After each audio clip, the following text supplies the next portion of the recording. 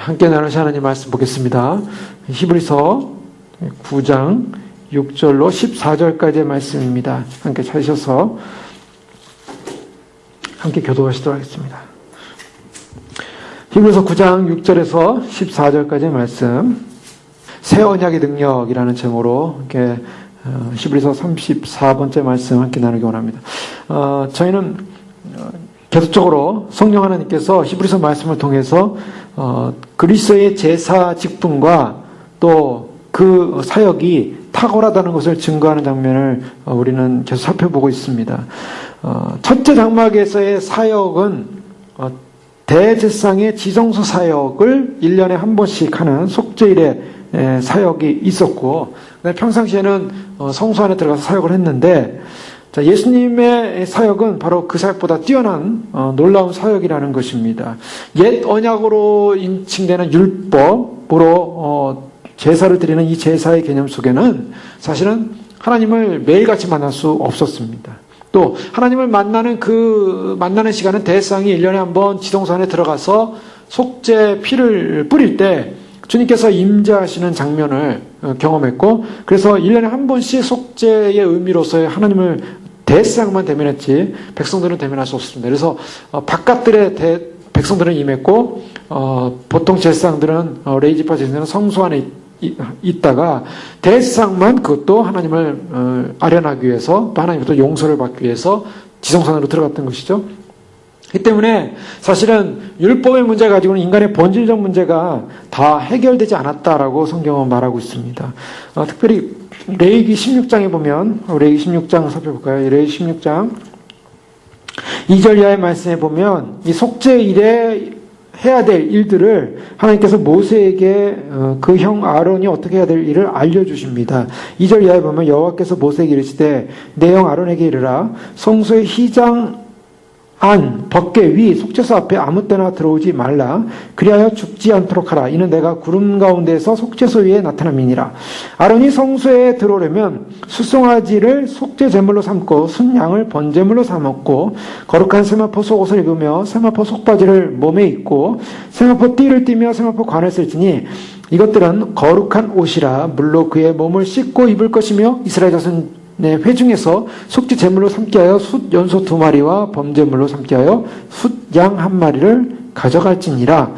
아론은 자기를 위한 속죄제의 수송아지를 드리되 자기 집안을 위하여 속죄하고 또 그 두 염소를 가지고 회막문 여호와 앞에 두고 두 염소를 위하여 제비 뽑되 한 제비는 여호와를 위하고 한 제비는 아사셀을 위하여 할지며 아론은 여호와를 위하여 제비 뽑은 염소를 속죄제로 드리고 아사셀을 위하여 제비 뽑은 염소는 산처로 여호와 앞에 두었다가 그것을 속죄하고 아사셀을 위하여 광야로 보냈지니라. 레위기 16장에서 보여주는 이 속죄가 일어나는 말씀은 굉장히 거룩한 말씀입니다. 그리고 엄미한 말씀입니다. 바로 아론마저도 바로 시장 안에 있는, 지성소 안에 있는 법궤 안에 들어갈 때 함부로 들어가면 죽는다 그랬습니다. 그래서 죽지 않도록 조심하라 라고 하면서, 왜냐하면 구름 가운데서 속죄소에 하나님의 영광이 나타나기 때문이죠.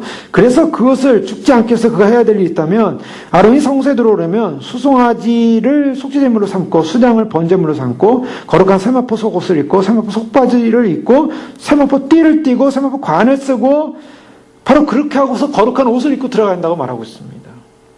자, 이것은 무엇을 말하냐면 백성의 죄를 속하러 들어가는 제사장, 대제사장으로서의 아론의 역할이 자신을 위해서 먼저 속죄를 해야 한다는 것입니다. 아론은 자기의 죄를 위해서 속죄를 해야만 했습니다. 자기를 정결케 해야만 하는 일을 했습니다. 자신을 들여서 하는 정결 의식이 굉장히 엄미합니다. 피를 가지고, 짐승의 피를 가지고 들어가는데요. 바로 피로 뒤집어 쓰고 들어가는 거예요, 사실은. 피로 말미암아 용서함을 먼저 받아야 되는 것입니다. 아론조차도. 이 때문에 이와 같은 이 구약에 속했던, 율법에 속했던 제사법이라고 하는 것은 굉장히 하나님 앞에 나가는 것이 쉽지 않고 어렵다라는 것을 반증하고 있습니다. 특별히 지성소와 성소의 문제, 또 바깥들에 있는 백성들의 문제, 이와 같은 장막의 모습을 보여주는 것은 질서입니다. 하나님께 나가는 질서가 있다. 아무나 하나님께 만나러 들어갈 수 없다라는 것이고요. 또 한편으로는요, 다른 좀 이것을 반대적으로 보면은 율법과 제사법으로는 하나님을 백성들이 만날 수 없다라는 것입니다. 개인적으로 만날 수 없어요. 그냥 아론을 대표로 해서 또 레위지파의 대제사장만이 대표로 들어가서 하나님을 만나지 백성들은 하나님을 못 만난다는 것이 얼마나 무서운 말씀입니까? 하나님을 못 만난다는 것은 뭐냐면 쉽게 얘기해서 하나님 앞에서 우리 개인의 신분, 죄인된 신분, 죄인된 지위, 또 하나님 앞에서 우리가 진정한 하나님을 만나지 못한다는 것, 그래서 죄인된 신분과 죄인된 지위를 본질적으로는 바꿀 수 없다는 것입니다. 본질적으로 바꿔지지 않아요. 그래서 1년에 한 번씩 그것도 매년마다 가서 속죄 제사를 대신 대상이 드림으로 말미암아 그냥 하나님의 긍휼을 입는 거지 그 죄인된 신분과 지위를 하나님 앞에서 온전히 씻음받지 못하고 해결받지 못한다는 것입니다. 왜요? 하나님을 만나지 못하기 때문입니다. 하나님을 만나지 못한다는 것은 바로 우리 안에는 본질적 문제가 해결되지 못한다는 것입니다. 본질적 문제가 해결돼야 하나님을 만날 수가 있어요. 근데 본질적 문제가 해결되지 않았기 때문에 하나님을 못 만나는 바로 율법의 문제.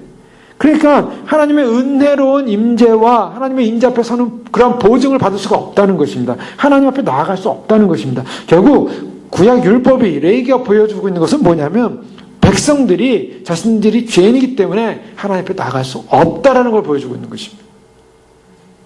그러나 그들이 그래도 하나님 앞에 긍휼을 받은 백성이기 때문에 대제사장에 의해서 일시적인 잠정적인 1년에 한 번씩의 속죄되는 사건이 있었지만 그것은 완전한 속죄를 이룬 것이 아니라 잠정적으로 덮어지는 속죄였기 때문에 온전한 죄가 용서받은 것이 아닙니다.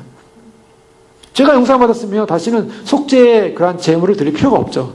근데 죄가 씻어지지 않았기 때문에 매번 드려야 되는 거예요. 매번. 그러니까 그 매번 하나님의 그 진노의 노하심을 사실은 하나님 앞에 가서 용서를 구하는 것입니다. 그 피를 가지고 들어가서. 하나님은 공의로운 하나님 때문에 진노할 수밖에 없는데 만약에 매년 하지 않으면 진노가 임하는 거예요. 그게 인간의 본질적 문제가 해결되지 않았고 하나님을 못 만나기 때문에 만날 수도 없어요. 해결도 안 돼요. 그러니까 구약 율법 안에 있으면 해결도 안 되고 하나님 못 만나고 계속 죄인으로 사는 겁니다. 바로 그것이 본질이에요. 그런데 바로 바로 이 유대 상황 속에서 바로 8절에 보면 성령이 이로써 보이신 것은 첫 장막이 서 있을 동안에는 성소에 들어가는 길이 아직 나타나지 아니한 것이라. 이것은 무엇을 전제로 하고 있냐면 앞으로 성소에 들어가는 길이 나타난다는 것을 전제하고 있어요. 첫 장막이 있는 동안에는 즉 성소가 있고 지성소가 있고 그다음에 성전이 있고 성전 안에 성소 지성소 다 나눠져 있죠. 장막 안에도 마찬가지고요. 히브리서는 장막으로 표현하고 있는데 어쨌든 이 장막이 있는 동안에는 성소에 들어가는 길이 아직 나타나지 않았다는 것입니다. 그 성소가 뭡니까? 그 성소는요, 바로 지성소를 말하고 있는데, 지성소는 다른 의미라면 하나님을 만나는 장소입니다. 즉, 하나님을 만나는 길이 장막이 있는 동안에는 나타나지 않다가, 앞으로 나타날 것이다. 성소에 들어가는 길이 나타날 것이다. 라는 걸 전제하는 것입니다. 그럼 성소에 들어가는 길이 뭐냐? 참 대제사장이신 예수 그리스도의 희생 제사를 통해서 성소에 들어갈 수 있다라고 이 히브리서는 선언하고 있는 것입니다. 그러니까 히브리서에 선언하는 이 대제사장이신 예수 그리스도를 통해서 성소에 들어가는 길이 열린다는 것은 구약의 율법에 의한 장막원에서 들어갈 수 없었던 길이 열린다는 거예요. 그러니까 예수님이 열어놓으신 바로 성소 안으로 들어가는 길은 이것은 죄를 용서한 길이요, 우리가 하나님을 만나는 길이기 때문에 엄청난 축복의 길입니다. 마태복음 27장 51절에 보면 예수님께서 이제 십자가를 못 박혀 마지막 운명하시기 직전에 다 이뤘다 하시면서 이제 큰 소리를 내시면서 운명하시더라. 마태복음 27장 50절에 그렇게 말씀하십니다. 그래서 50절에 보면 영혼이 떠나시니라 라고 말씀하고 51절에 보면 이에 성소 휘장이 위에서부터 아래로 찢어져 불이 되고 땅이 진동하고 바위가 터졌다라고 말하고 있어요. 예수님께서 운명하시는 바로 그 순간에 어떤 사건이 벌어졌냐면 이에 성소 휘장이 위에서부터 아래로 찢어졌다. 그리고 둘이 됐다. 이거 엄청난 사건입니다. 성소 휘장이 하나님께서 위로부터 아래로 쫙 찢으신 거고요. 땅이 진동했다 그랬어요. 그리고 바위가 터졌다 그랬어요. 그리고 또 놀라운 것은 땅이 진동하고 바위가 터질 뿐만 아니라 죽은 자들이 많이 다수가 살아났어요. 많이 살아났어요. 다 살아난 건 아니에요. 많이 살아났다가 나중에 그 사람들이 예루살렘에 가서 자신이 죽었다가 살아난 것을 사람들에게 보입니다.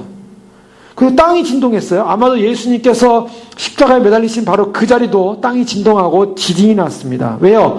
바로 백부장이, 예수님을 처형한 백부장이 그 자리에 있다가 지진이 난 걸 보고 진실로 하나님의 아들이었더라고 고백을 해요. 그러니까 예수님이 운명하신 그 순간에 그냥 가만히 있었던 것이 아니라 우두꽝꽝꽝꽝, 그때 꼼꼼했거든요. 3시간 동안. 완전히 꼼꼼했어요. 사방이 꼼꼼해서 완전히 어둠 가운데 있는데다가 주님이 돌아가시는 그 순간에 바로 그냥 막 지진이 난 거예요. 하늘에서부터 큰 땅이 진동하고 바위가 빡빡 터지면서 엄청난 사건이 벌어진 거예요. 그래서 얼마나 놀랐겠어요. 주님 오시는 날, 바로 주님 오시는 날 이 땅에 어떤 사건이 일어날지 모르겠어요. 지진이 날지 바위가 터질지 모르겠지만 어쨌든 죽은 자들, 무덤에 있는 자들이 살아나기 위해서는 이와 비슷한 일이 일어날지도 모르겠어요. 왜냐하면 무덤에 있는 자들이 살아날 때 어떤 바위가 터져요. 바위가 터지면서 실제로 육체가 나온 거예요. 그런 것처럼 이제 죽은 자가 먼저 일어나고 잠자는 자들이 먼저 일어나고 우리도 그들과 함께 구름 속으로 끌어올려. 그러니까 뭔가 세상에 지진이 막 나면서 온 지구가 지진이 나면서 휴거가 일어날지 모르겠어요. 땅이 진동하는 사건이 일어났어요. 바로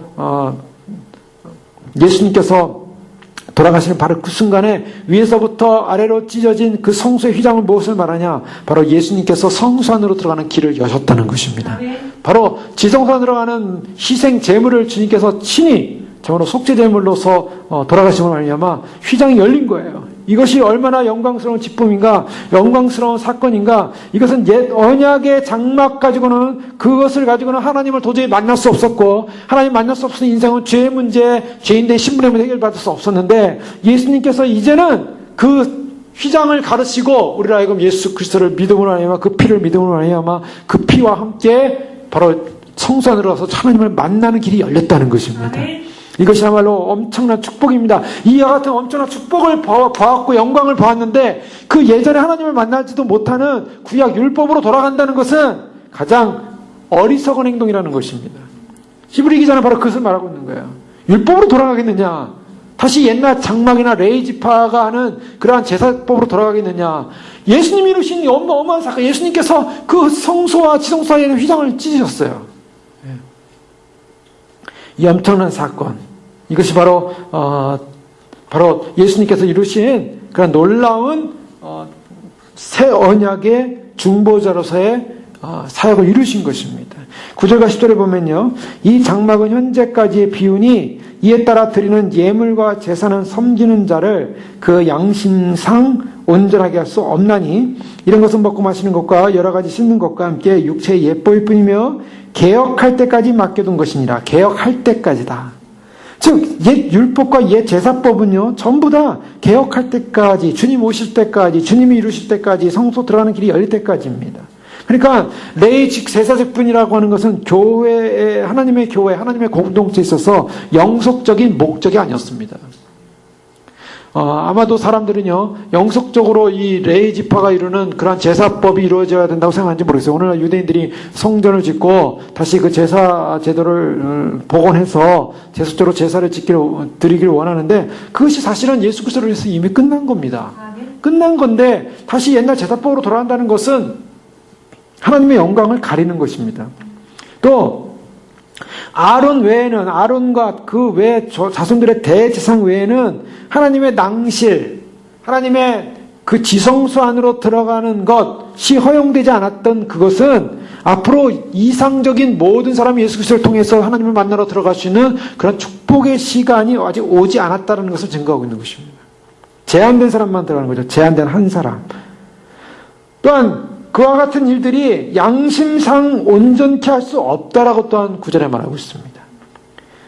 예물과 제사는 섬기는 자를 그 양심상 온전케 할 수 없다. 이게 굉장히 중요한 것입니다. 자, 섬기는 자, 예물과 제사는 섬기는 자, 하나님을 섬기는 자, 하나님을 예배하는 자가 참으로 예물과 제사의 그러한 제사법이나 예물을 가지고는 온전히 양심이 온전해질 수 없다는 것이, 심령이 못 바뀐다는 것입니다. 즉 율법의 한계는 뭐냐면 이러한 레위의 제사법을 가지고는 양심이 바뀔 수 없다라는 것을 말하고 있습니다.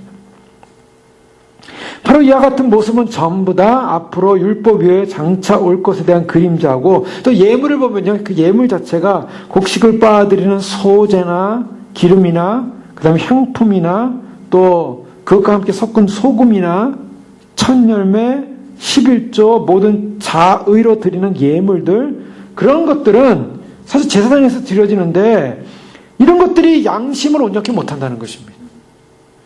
이것은 하나의 생명이 없이 감각 없는 거예요. 생명 없고 감각 없는 것으로서 그냥 제사 행위로서 상징의 의미를 담고 있을 뿐이지 그것이 그 사람의 마음과 양심을 움직여서 변화를 못 시킨다는 것이죠.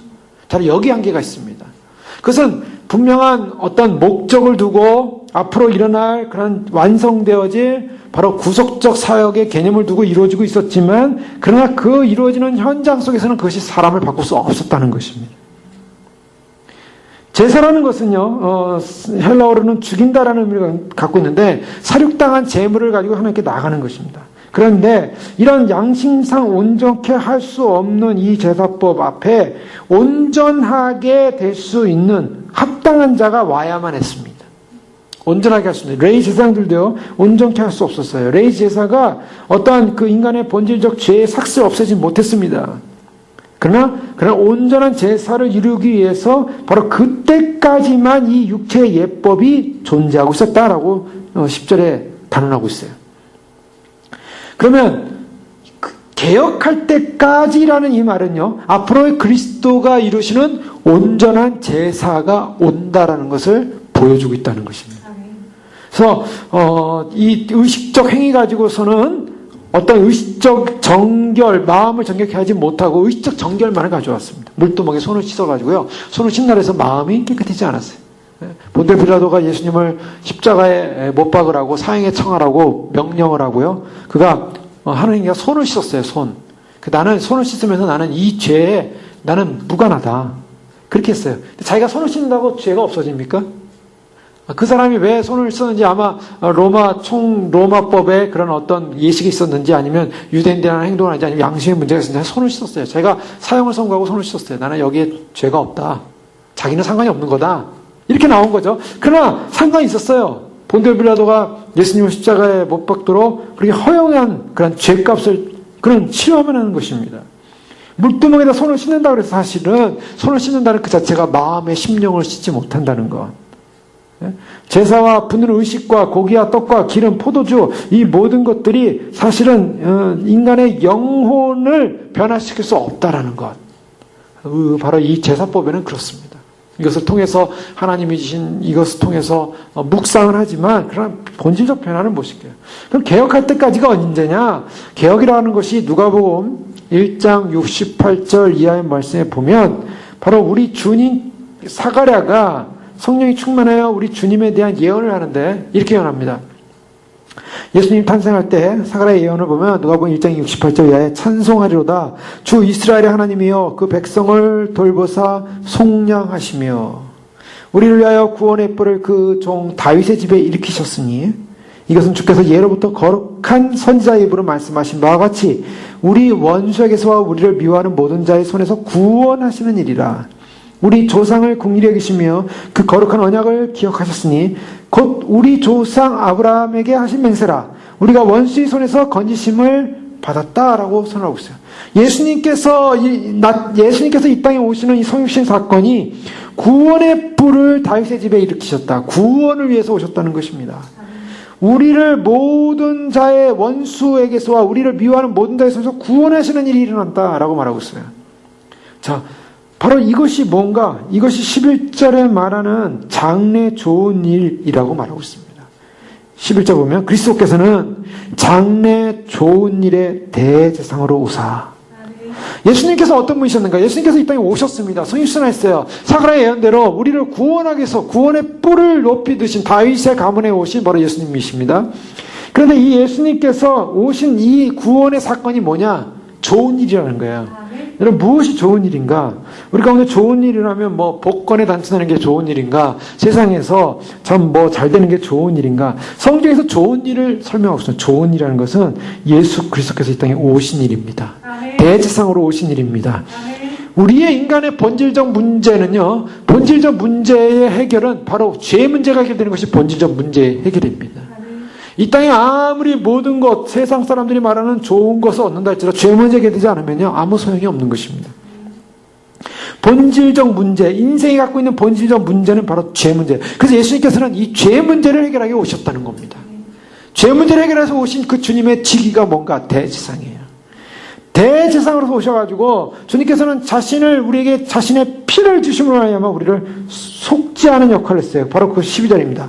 염소와 송아지의 피로 하지 아니하고 오직 자기의 피로 영원한 속죄를 이루사 단번에 성소에 들어가시니라. 자기의 피로 영원한 속죄를 이루셨습니다.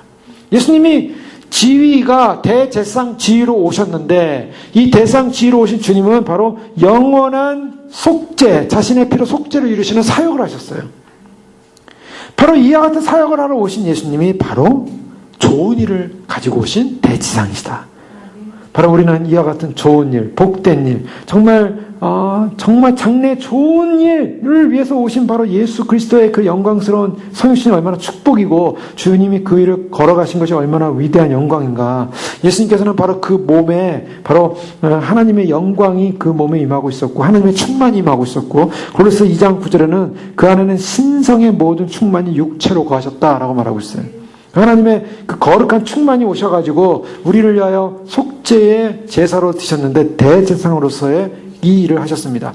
자, 그런데요, 이 구약의 이 아론을 중심으로 하는 이 속죄의 제사를 보면 우리가 이미 예전에 살펴봤지만은 아론이 지성소에 들어가는데요, 자기도 죽을까 하여 자기를 위한 속죄 제사를 드리고요, 그 다음에 거기 있는 백성들을 위한 속죄 제사를 드리게 되는데 지성소 안에 들어갔다가 거기서 어떻게 됩니까? 어떤 사건이 벌어집니까? 죽지 않고 그가 드리는 속죄의 제물의 피를 하나님이 받으십니다. 받으시고 거기서 이렇게 하나님 앞에 드리는 이 향의 기도와 그 다음에 그 속죄의 피를 뿌릴 때 그 시은 자의 그 하나님의 그 거룩한 그 임재를 통해서 용서가 이루어집니다. 하나님의 국률이 이루어집니다. 그러고 나면 속죄가 딱 끝나고 나면 어떡합니까? 아론이 죽지 않고 나오는 거예요. 죽지 않고 나와야 속죄가 이루어졌고 하나님이 용서하셨고 하나님이 그 거룩한 피를 받으셨다라는 하나의 증거가 되는 것입니다. 하나님의 진노가 가라앉았다. 즉 죄 용서 받았다라는 증거는 뭐냐? 아론이 바로 지성소 밖으로 나와야 되는 것입니다. 살아서. 바로 이것은 예수님의 부활을 상징한다고 했죠. 예수님께서 바로 돌아가시는 그 순간에 바로 지성소 안으로 들어가셨어요. 그 휘장이 찢어지셨어요. 그리고 자신의 피를 하나님께 드리셨습니다. 바로 드리셨는데 어떤 사람은 예수님이 하나님께 자신의 피를 드린 것이 바로 하늘에 승천해서 드린 것이다. 그건 말이 안 되는 게, 왜냐하면 휘장이 예수님 돌아갔을 때 찢어졌거든요. 이미 그 안에 들어가셨다는 거예요. 그리고 그때 피를 가지고 하나님 앞에 나아가셨다라고 성경은 이렇게 암시를 하고 있는 것입니다. 그래서 예수님께서 그 속죄를 이루시고 그 다음에 어떻게 하십니까? 속죄가 하나님께 예수님의 피를 가지고 자신의 피를 가지고 하나님 앞에 나아갔을 때 하나님께서 그 피를 받으시고 진노를 안 하시고 긍휼과 용서를 베푸시기로 하나님께서 그런 하나님의 놀라운 하나님의 사랑과 의의 그런 완성이 이루어졌어요. 그 제사가 완성이 됐어요. 그 제사가 받아졌어요. 그러니까 어떻게 합니까? 예수님이 부활하신 것입니다. 예수님의 부활은요, 무슨 말? 예수님께서 이루신 십자가의 보혈의 피가 하나님 앞에 드려지고 말미암아 속죄 사역이 하나님께 드려지고 속죄 사역이 이루어졌다는 것을 증명하는 것입니다. 때문에 예수님의 부활을 믿는다는 것은 바로 예수님의 피를 믿고 예수님의 죽으심과 예수님의 부활을 믿는다는 것은 우리의 죄가 용서받았다라는 분명한 믿음을 가지고 우리의 죄가 용서받았다는 확신을 갖는 것입니다. 때문에 부활을 믿는 것은 엄청난 축복이에요. 더 나아가서 이 아론의 복장을 보면 레위기 16장 4절에 보면 세마포로 된 옷을 입죠. 세마포로 된 옷을 아래와 위 다 입고 그다음에 세마포로 된 관을 쓰고 허리띠를 메고 들어가는데 이것은 무엇을 말하고 있냐면 바로 비하된 모습, 정결과 거룩의 그런 하나의 제물로서 예수님의 십자가의 비하의 모습을 상징하고 있습니다. 그래서 막 화려한 옷을 입고 들어가는 게 아니에요. 다 우림과 둥민이 있는 그런 옷을 입고 대상의 관을 쓰고 들어가는 것이 아니라 다 세마포 옷을 입고 들어가는 거예요. 그것은 바로 하나님 앞에서 예수님께서 참으로 철저하게 십자가에 나다신 그와 같은 모습을 상징하는 것으로 볼 수 있고요. 주님께서 숨을 거두실 때 성소 휘장이 갈라진 것은 다 이루었다. 예수님께서 다 이뤘다라고 하셨어요. 다 이뤘다라는 증거가 뭔가? 휘장이 갈라진 것입니다. 예수님께서 하신 모든 속죄 사역에 그러한 사역을 다 이제 감당하시고 이제 주님께서 이제 십자가에 돌아가시고 나면 다 이루게 되는 거예요. 이제 다 이뤘다라는 이 선언이 이루어졌을 때 그 선언에 대한 증거가 뭐냐? 휘장이 갈라진 거예요. 하나님이 그것을 통해서 예수님의 속죄를 위한 희생이 받아졌다라는 것을 증명해 주신 사건입니다. 자기 피로 들어가시고 십자가에 죽기까지 복종하시고 우리 주님께서는 자신의 성육신의 그 거룩한 피를 가지고 우리의 속죄하시고 그래서 베드로전서 1장 19절에는 오직 흠없고 점없는 어린 양 같은 그리스도의 보배로운 피로 된 것이니라. 우리의 구속이 어떻게 된 것인가? 어린 양의 보배로운 피다. 보배롭다는 것은 예수님의 피는 어마어마한 보배로운 피예요. 우리의 죄를 용서하기 위한 그것을 위해서 용서하기 위해서 지불되어야 될 가치는 하나님 아들의 피였습니다. 어마어마한 엄청난 피였어요. 그렇기 때문에 이 엄청난 피는 무엇을 말하냐면 율법의 모든 저주를 제거할 수 있는 피였습니다.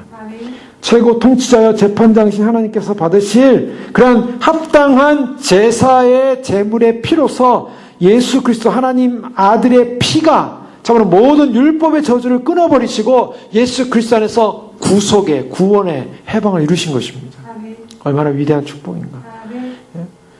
그래서 계속적으로 12절 보면 염소와 송아지의 피로 아니하시고 오직 자기의 피로 영원한 속죄를 이루사 단번에 성소에 들어가셨느니라. 염소와 황소의 피와 및 암송아지의 죄를 부정한 자에게 뿌려 그 육체를 정결하게 하여 거룩하게 하거든. 13절 말씀에 보면요, 예수님의 피가 영원한 속죄를 이루셨는데 단번에 성소에 들어가셨다라는 이 단번이라는 말은요, 이것은 무엇과 비교되냐면 바로 구약의 그 성소에 들어가는 사건과 비교하고 있는 것입니다. 구약의 아론은 1년에 한 번씩 매년마다 들어가면 했어요. 매년마다. 그리고 그 이후에도 계속 제사장들은 속죄를 위해서 매년마다 딱 한 번 들어가야 되는데 이제는 주님의 자기의 피로 영원한 속죄를 이루신 사건은 단 한 번으로 끝났다는 것입니다. 한 번으로 끝난 사건. 예수님은 두 번 십자가에 못 박히지 않으십니다. 한 번 십자가에 못 박히시고 부활하심으로 말미암아 그 용서를 이루신 것은 단 역사일에 단 이례적 한 번이에요. 한 번이고 주님 다시 오심도 한 번입니다. 그 다음에 이 보시면 염소와 황소의 피와 및 암송아지의 죄를 부정한 자에게 뿌려. 여기서 바로 레위기에 나오는 민수기에 나오는 19장 2절 이하에 나오면 사람들이 이 부정하게 된 경우가 있었어요. 어떤 사람의 주검을 이렇게 만졌다든가 시신을 만졌다든가 뭐 그러면은 부정해져서 공식적인 제사에 예배에 참석할 수가 없었습니다. 그러면 참석할 수 없는 사람들을 위해서 암송아지를 태워가지고요, 그 암송아지를 태워서 그 제를 만들어요. 그 제를 간직하고 보관하고 있다가 그 다음에 아주 그 순전한 물과 섞어가지고 그 부정하게 된 사람한테 뿌립니다. 그래서 부정하게 된 사람한테 뿌려서 뿌리게 되면 바로 씻어지는 거예요. 그 부정이 씻어지는 거예요. 그런 일을 했어요. 그렇기 때문에 바로 이 말을 하고 있는 거예요. 염소 한 송아의 피와 암송아지의 죄를 부정한 자에게 뿌려서 육체를 정결하게 하여 거룩하게 하거든. 자, 잠시의 정결을 암송아지를 죽여서 암송아지를 태워가지고 그 죄를 물에 섞어서 뿌림으로 하면 정결하게 되는 사건이 일어나게 됐는데 구약의 제사법에 하물며 14절 말씀해 보면요, 영원하신 성령으로 말미암아 흠없는 자기를 하나님께 드린 그리스도의 피가 어찌 너희 양심을 죽은 행실을 깨끗하게 하고 살아계신 하나님을 섬기게 하지 못하겠느냐. 바로 이 구약의 제사법으로도 사람이 어느 정도 부정해서 거룩함으로 전환되는 하나의 잠정적 사건이 일어났는데 어떻게 그 짐승의 그런 몸의 죄를 가지고도 그와 같은 사건이 일어났는데 거룩하신 하나님의 이 아들의 그리스도의 피가 너의 양심을 죽은 행실에서 깨끗하게 하지 못하겠느냐, 정결하게 하지 못하겠느냐. 이것은 바로 이 예수 그리스도의 그 피의 우월성과 탁월성, 비교할 수 없는 그런 제물로서의 가치성을 말하고 있는 것입니다. 하나님의 어린 양으로서의 이 제물이 바로 우리의 죽은 행실을 깨끗게 할 수 있는 힘이고 능력이고 그리고 바로 그것을 할 수 있다라고 선언하고 있는 것입니다. 예? 짐승의 희생 제사를 통해서 또 어느 정도 정결함을 얻었는데 하나님의 아들이신 그분의 피로 우리가 어떻게 양심이 깨끗해지지 못하겠느냐라고 말씀하시면서, 자, 여기서 주목해야 될 것은 그러면 그리스도의 피가 우리의 죄를 속죄하고 결국 얻은 결과가 뭐냐? 양심이 깨끗해진다는 것입니다. 아멘. 구원받은 사람의 특징은요, 양심이 거듭나는 것입니다. 아멘. 양심이 거듭나는 거예요. 예수님을 믿었는데도요, 양심이 거듭나지 않았다면 아직 이 사람은 죄를 안고 있는 거예요, 죄. 이 양심의 문제 우리가 죄 죽임에서 이미 살펴보았지만요, 정말로 양심이 변화되지 않으면 그 사람은 거듭났다고 보기 어려운 것입니다. 예수님의 피가 양심을 죽어내서 깨끗하게 한다 그랬어요. 근데 양심이 깨끗해지지 않으면 어떻습니까? 아직도 죽은 행실을 갖고 있는 거예요. 양심을 속이는 행실을 갖고 있는 거예요. 죄 가운데 있는 행실을 갖고 있는 것입니다. 그러면 그 사람이 그리스도의 피로 거듭났냐고 하는 것이죠. 예? 이 양심이라는 것이 뭔가, 양심을 주관하게 하는 것은 어떤 면에서 마음인데요. 이 마음은 무엇과 연관이냐면 생각과 연관이 있습니다. 그래서 성경에서 보면요, 이 구약에서도 보면 마음과 생각, 이것을 생명의 근원으로 보고 있어요. 잠언서 4장 23절에 보면 모든 지킬 만한 것 중에 더욱 내 마음을 지키라. 생명의 근원이 이에서 남이니라. 모든 지킬 만한 것 중에 내 마음을 지키래요. 자, 마음. 그 마음이 뭡니까? 바로 양심이에요. 양심. 그 마음이 뭐냐? 마음이 죽은 행실에 죽은 마음이냐 살아있는 마음이냐? 더러운 마음이냐 깨끗한 마음이냐? 입 밖에 나오는 것이 다 뭐라고요?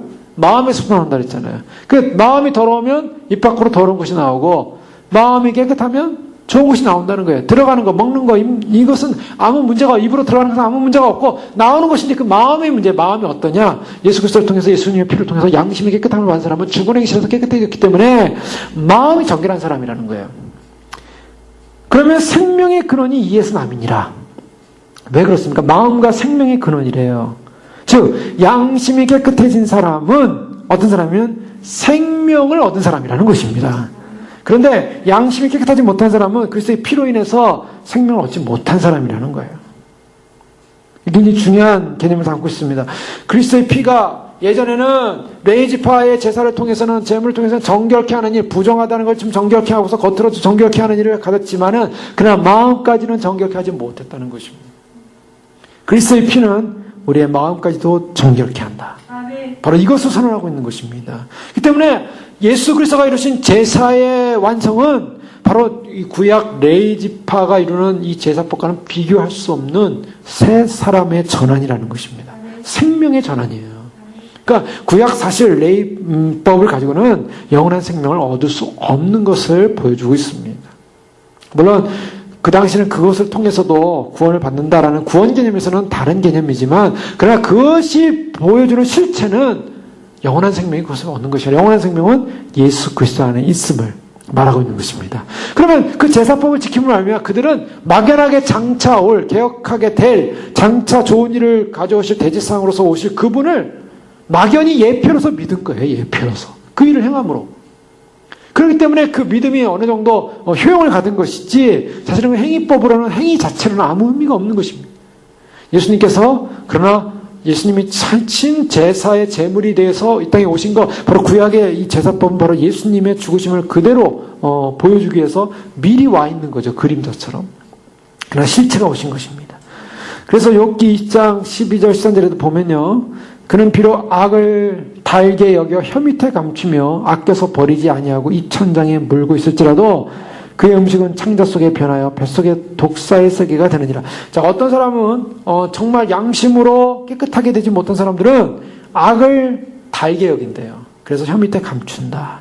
어떤 사람은 악을 그냥 그 감추고서 있고 그것을 좋아하는 사람이 있다는 거죠. 그 사람은 아직 구원받은 사람이라고 보기 어려운 것입니다.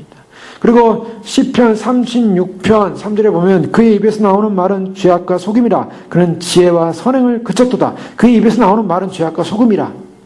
여러분, 우리의 양심이 진정으로 변화돼야만이, 우리가 정말 깨끗해져야만이, 예수님의 피로 깨끗해져야만이 우리의 입에서, 우리의 생각에서, 우리의 말에서, 우리의 양심에서 정결하고 깨끗한, 부정하지 않은, 참으로 하나님 앞에 받음직할 만한 거룩한 성품과 거룩한 삶과 거룩한 언어와 거룩한 생각이 나올 줄로 믿습니다. 악한 생각은 뭡니까? 바로 이것은 다 죄예요. 양심이 깨끗하지 않으면 다 죄입니다.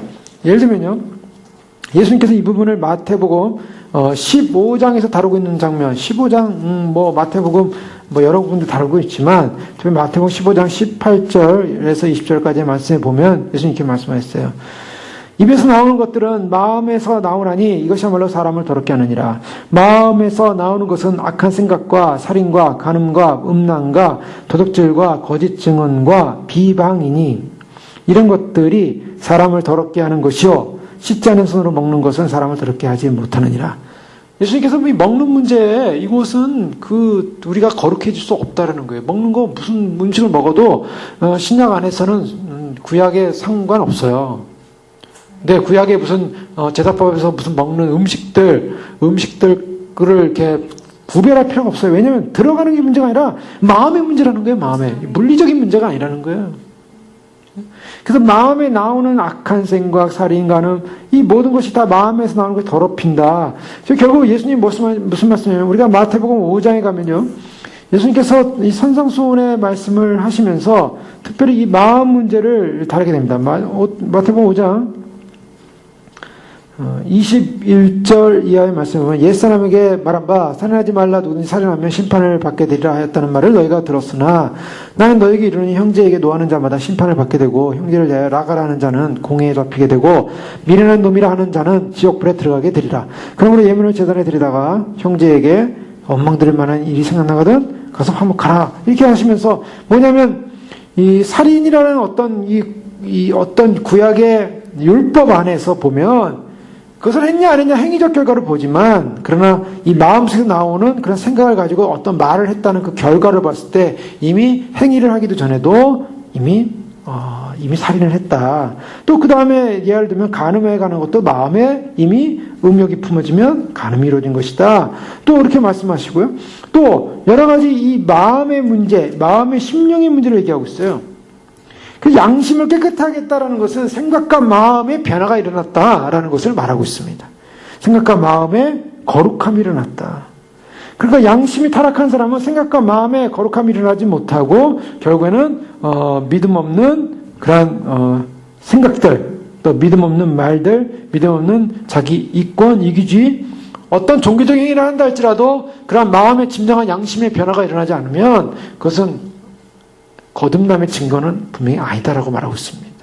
그래서 마태복음 5장 3절 이하에 예수님께서 참 산에 올라오셔서 산상수훈의 말씀을 가르치지 않습니까? 입을 열어 가라사대 심령이 가난한 자는 복이 있나니 심령이 가난한 자는 복이 있다. 천국이 저희 것입니다. 구원받은 사람, 양심에 깨끗함을 받은 사람은 어떤 사람이냐? 심령이 가난한 사람이라는 거예요.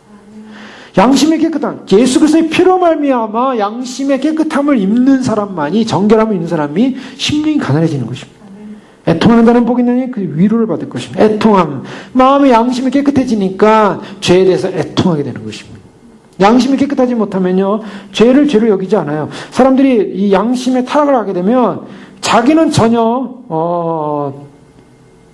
어떠한 그 죄에 대한 잘못에 대한 인식을 하지 않고 오직 다른 사람의 죄에 대해서만이 잘못이다라고 자꾸 이게 생각을 하게 되는 것이죠.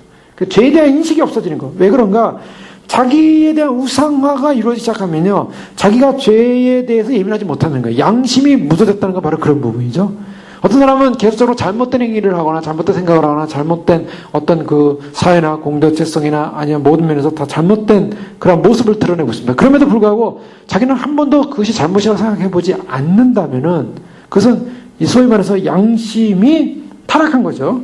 왜 그런가? 하나님께 대한 두려움이 없기 때문입니다. 말씀 앞에서의 경외심이 없기 때문입니다. 오히려 양심이 타락하면 하나님을 두려워하지 않고 하나님을 원망하고 판단하고 하나님에서 대적도 합니다. 왜 그런가? 자기가 하나님이 되어 있기 때문에 자기 양심이 아직 깨끗해지고 부서지고 깨끗하고 정결함을 잊지 못했어요. 자아로 가득 차서 자아의 오물과 더러움으로 가득 차 있기 때문에 그리스도의 피가 그 양심을 깨끗하지 못했기 때문에 진심으로 하나님 앞에서 무릎 꿇을 수 있는, 하나님을 경외할 수 있는 양심의 정결함이 없다는 것입니다. 하나님 앞에 나가는 사람이 하나님을 경외함 없이 나간다는 것은 그것은 이미 양심의 화해를 맞은 것이죠. 여러분, 예배도 마찬가지입니다. 기도도 마찬가지입니다. 주님 오심을 준비하는 사람도 마찬가지입니다. 정말 주님 오심을 준비하면서 우리가 정말 날마다 돌보고 날마다 묵상하고 날마다 생각해야 될 것이 나의 양심이, 나의 마음이, 나의 심령이 주님 앞에서 정말 깨끗한가? 깨끗하다는 것은 거룩함을 의미하고 있어요. 정말 우리의 마음과 생각이 거룩하고 정결하고, 그래서 그것을 가지고 뭐합니까? 그 거룩함과 정결함을 가지고 어떻게 하냐면 하나님을 섬긴다는 것입니다. 하나님을 섬김에 있어서 하나님을 섬기게 하는 그 중심은 뭐냐면 양심의 깨끗함과 거룩함이에요. 그래서 고린도후서 10장 3절에서 5절의 말씀에 보면 이렇게 말씀하고 있습니다. 고린도서 10장 3절에서 5절에 보면 우리가 육신으로 행하나 육신에 따라 싸우지 아니하노니 우리의 싸우는 무기는 육신에 속한 것이 아니오 오직 어떤 견고한 진도 무너뜨리는 하나님의 능력이라. 모든 이론을 무너뜨리며 하나님을 아는 것을 대적하여 높아진 것을 다 무너뜨리고 모든 생각을 사로잡아 그리스도에게 복종하게 하니. 모든 생각을 사로잡아 그리스도께 복종한다. 자, 이것이 무엇을 말합니까? 하나님을 섬기는 사람, 바로 우리가 참으로 영적 싸움의 승리, 그리고 믿음으로 사는 삶의 승리, 이것이 바로 그리스도께 복종하는 그러한 모습은 우리의 모든 생각을 사로잡는 것입니다. 우리의 미련한 자의 생각은 죄요, 거만한 자는 사람에게 미움을 받으리라. 사문 24장 9절에 우리의 양심이 청결하지 않으면요, 우리의 생각은 죄로 갈 수밖에 없고, 그래서 우리의 생각이 높아지면요, 그리스도를 대항한다고요. 그러니까 모든 생각을 사로잡아서 바로 나의 양심을 위해서 예수 그리스도 십자가에 못 박혀 돌아서 나의 죄를 씻으시는 하나님께 나아가는 길을 열어주셨어요. 그런데요, 바로 이 양심의 깨끗함은 무엇을 말하냐면, 이 거룩함은 무엇을 말하냐면 목적이 아닙니다, 사실은. 물론 우리가 거룩해져야지, 깨끗해야지 그러죠. 예수님의 피로 깨끗해져야지 하죠. 그러나 사실은 이 깨끗함과 거룩함은 목적이 아니라 사실은 새로운 생명의 삶의 수단인 것입니다. 하나님을 섬기는 사람은 무엇이 있어야 되냐? 양심이 깨끗해야 한다는 거예요. 하나님을 섬기면 사는 삶은, 그 라이프는, 그 생명은 바로 순결이 있다는 것입니다. 예수 그리스도가 우리들의 정말 장래 좋은 일의 대상으로 오셔서 우리를 위하여 십자가에 못 박혀 돌아가시고 구속하신 그 사건은 단지 우리가 하나님을 배러 나간다는 그 사건의 감격으로 끝나는 것이 아니라 우리 자신이 그 피로 말미암아 정결케 되어서 참으로 정결함을 입어서 하나님에게 섬기는 생명의 수단으로서 그러한 거룩함을 우리에게 허락하셨다는 것입니다. 새 언약이 바로 우리에게 진정으로 거룩함을 주셨기 때문에 우리가 회복된 자로서 살아계신 하나님에게 나아가서 하나님을 섬기는 것은 바로 그 거룩함을 입은 자의 축복과 특권으로 나갈 수 있다는 것입니다.